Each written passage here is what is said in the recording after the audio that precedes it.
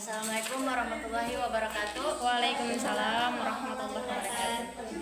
Pertama-tama yang terhormat Ibu dosen mata kuliah yaitu Sumarni SPD NPD, dan yang saya hargai yaitu teman-teman sekalian. Sebelumnya marilah kita panjatkan puji syukur kepada Allah Subhanahu wa taala yang telah memberikan kita dengan kesehatan dan kesempatan sehingga kita berkumpul bersama di ruangan PGSD. Tak lupa juga salawat serta salam kita aturkan kepada junjungan kita Nabi Muhammad SAW. Perkenalkan, kami dari kelompok 3 akan mempresentasikan hasil diskusi kelompok kami. Baik, untuk kepada pemateri pertama saya persilahkan. Baik, terima kasih kepada saudari moderator yang telah memberikan saya kesempatan untuk menyampaikan hasil diskusi, yaitu poin pertama yang saya ambil itu sikap. Nah, di sini sikap secara sederhana. Sikap adalah cara kita bereaksi atau kecenderungan kita untuk bertindak terhadap sesuatu, baik itu orang, ide, benda, atau situasi. Kalau dalam psikologi, sikap bukan cuman soal keren atau tidaknya seseorang, tetapi lebih evaluasi internal kita terhadap hal-hal di sekitar. Di sini ada 3 komponen sikap. Yang pertama itu afektif. Afektif itu dalam kurung perasaan. Yang kedua itu behavioral, yaitu dalam kurung perilaku. Yang ketiga itu kognitif, dalam kurung keyakinan. Nah, di sini mengapa sikap itu penting? Menjadi kompas tindakan, apa yang kamu yakinkan biasanya menentukan apa yang kamu lakukan. Membentuk identitas, sikap terhadap isu-isu sosial, atau hobi menunjukkan sikap dirimu. Adaptasi sosial, sikap membantu kita menyesuaikan diri, lingkungan, atau kelompok. Nah, contohnya sikap itu kan dari kita sendiri yang menentukan sikap. Sikap bisa jadi misalnya ini saya mempunyai sikap. Nah, bagaimana saya mempunyai sikap itu saya optimis. Contohnya saya optimis terhadap waktu kuliah ya, atau jam kuliah.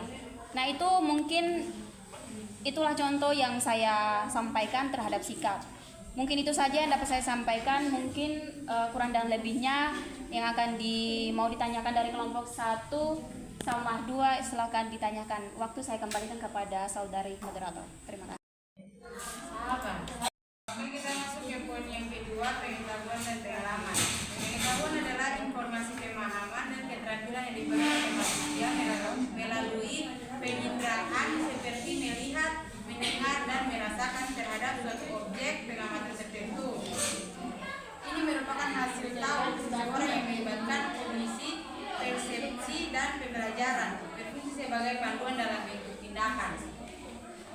Pengalaman adalah sesuatu yang pernah dialami, dijalani, dan dirasakan seseorang yang tersimpan dalam memori, menjadi dasar pengetahuan, keahlian praktis, atau pemahaman tentang suatu hal melalui interaksi dengan peristiwa atau orang lain, seringkali membentuk karakter dan memperluas perspektif.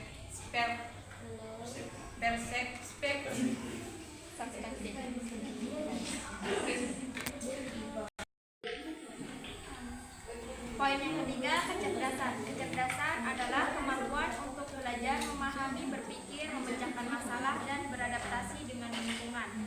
Ada jenis-jenis kecerdasan yaitu kecerdasan intelektual, emosional, sosial, linguistik, kinestik, dan musikal. Ada faktor-faktor yang mempengaruhi kecerdasan yaitu genetik, lingkungan, pendidikan, dan pengalaman, gizi, dan kesehatan. Terima kasih. Yang keempat adalah perkembangan jasmani, itu proses pertumbuhan dan perubahan fisik. Seseorang kayak pertumbuhan tubuh, kekuatan otot, atau kemampuan motorik. Baik teman-teman, itulah hasil diskusi dari kelompok kami mengenai Oke, langsung saja kami lanjut ke poin yang terakhir, yaitu keterampilan. Nah, perlu kita ketahui adalah yang dimana keterampilan adalah skill kemampuan, keahlian seseorang untuk